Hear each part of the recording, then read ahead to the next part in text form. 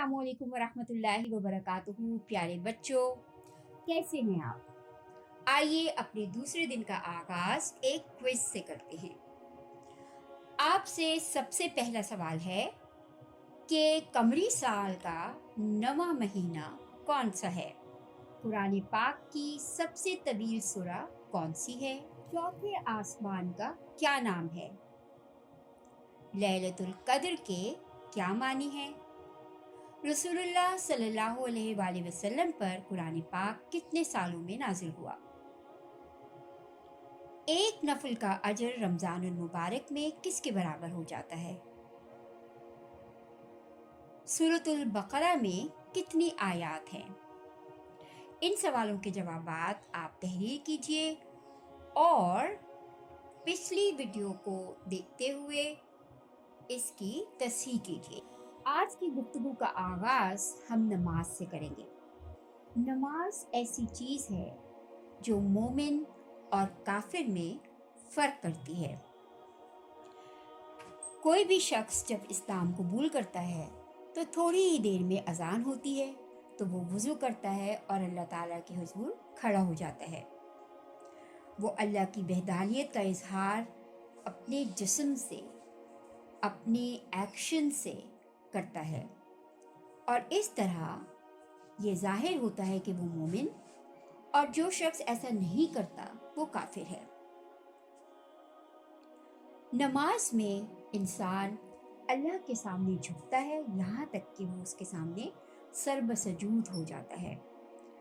नमाज के कलिमात पे गौर कीजिए तो उसमें वो बार बार अल्लाह ताला की वहदानियत, उससे मोहब्बत का इकरार करता है, उसके सामने झुक जाता है, उसको सबसे आला और अरफा मानता है, उससे दुआएं मांगता है और उसके भेजे हुए कुरान की आयत को तिलावत करता है।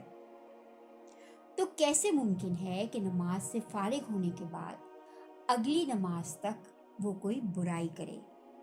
इसीलिए नमाज बुराइयों और फहश से रोकती है। आइए हम आज की हदीस पढ़ते हैं। जब रमज़ान का महीना साया फिगन होता है तो जन्नत के तमाम दरवाजे खोल दिए जाते हैं और अल्लाह का मनादी पुकारता है कि ए खैर और नेकी के तालिब, कदम बढ़ा के आ, और ए बदी और बदकारी के शाइक, रुक, आगे ना आ। जन्नत के 8 दरवाजे हैं जिसमें से एक दरवाजे का नाम रैयान है। इस दरवाजे से सिर्फ रोजेदार ही दाखिल होंगे। कितनी खूबसूरत बात है कि अल्लाह ताला खैर और नेकी के तालिब को पुकार रहा है। अल्लाह करे कि हम सब खैर और नेकी के तालिब बने और इस नेकियों के मौसम बहार में जी भर के नेकियां कमाएं। कल हमने तकवे की बात की थी और हमने सूरह बकरा की 183 आयत में ये बात जानी थी कि रोज़ा रखने का मकसद तकवे का हुसूल है। तो आइए तकवे पे कुछ और बात करें।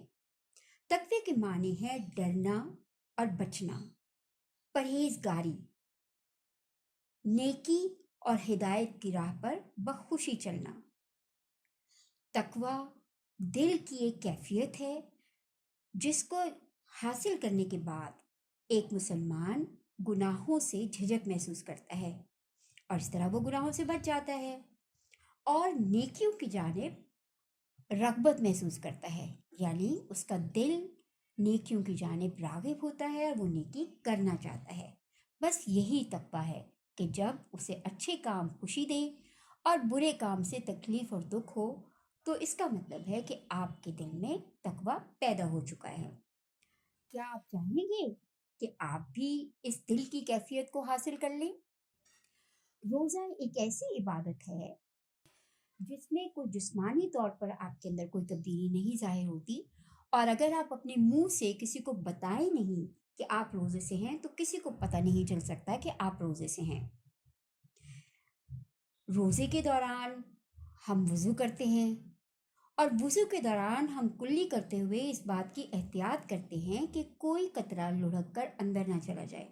इस तरह हमें तकवे के हुसूल के लिए ایک ٹریننگ، ایک مشق مل جاتی ہے، یعنی ہم پورے 30 دن اس کی ریہرسل کرتے ہیں، اس کی پریکٹس کرتے ہیں، جس کے نتیجے میں ہم اس قابل ہو جاتے ہیں کہ ہم اپنے نفس کو برے کاموں سے روک سکیں۔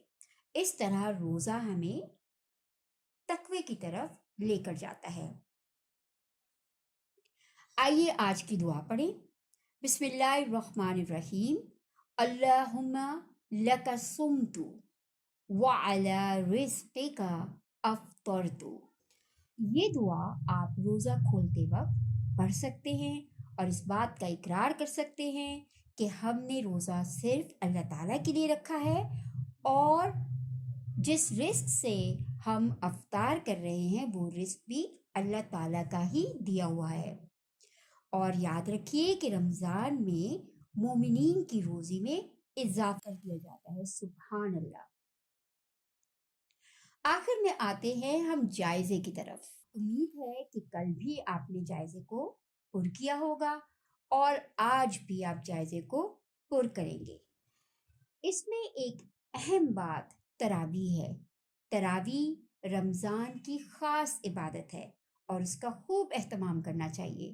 اسی طرح ہم سحری میں اٹھتے ہیں اور وہ وقت ہمیں میسر آتا ہے جس وقت تہجد پڑھی جا سکتی ہے۔ اس لیے رمضان المبارک میں ہم سب کو کوشش کرنی چاہیے کہ ہم تہجد اور تراویح کا اہتمام کریں۔ امید ہے کہ آپ نے کل کا وعدہ پورا کیا ہوگا اور قرآن مجید کی تلاوت ضرور کی ہوگی۔ اللہ حافظ، کل ملیں گے نئی باتوں کے ساتھ۔